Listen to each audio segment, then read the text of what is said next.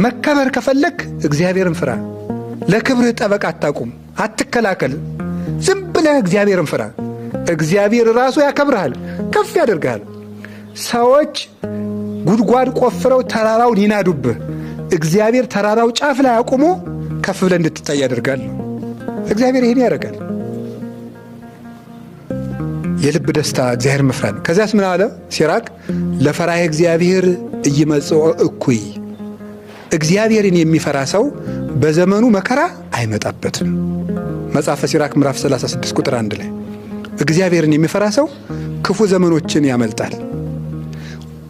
ወይ ከክፉ ነገር አይገባም፣ እግዚአብሔር እንዳይገባ ይጠብቀዋል። ካልሆነስ የመጣበት ክፉ ነገር እንዳይጎዳው ያደርጋል። የአክሊል መቀበያ እንዲሆንለት ያደርጋል። ለምሳሌ ቅዱስ ጊዮርጊስ በመንኮራኩር ተፈጭቷል። እግዚአብሔርን ስላልፈራ ነው ክፉ ነገር የመጣበት ልንል ነው? አይደለም። እግዚአብሔርን የሚፈራ ሰው የማይጠቅመው መከራ አይመጣበትም። የመጣለት መከራም ካለ ለምን ይሆነዋል? ለዘውድ ይሆነዋል። እግዚአብሔርን መፍራት ከመከራ ያድናል። ሰውን መፍራት ግን አያድንም። ሰዎችን ስለደረደርናቸው አያድንም። አይ ዘመዶቼ፣ ሰው ከደከመው ይደክማል። የማይደክም እግዚአብሔር ብቻ ነው። እግዚአብሔርን ዝም ብለን እንፍራ።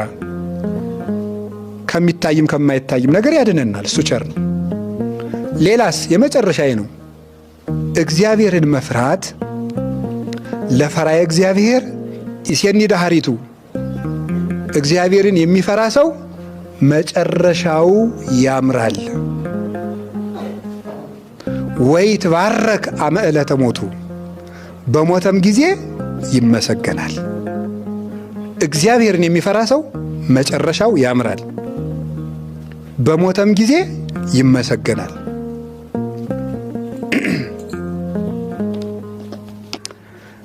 እንደ ኢዮብ ይላል ተርጓሚያችን፣ እንደ ዳዊት ይላል።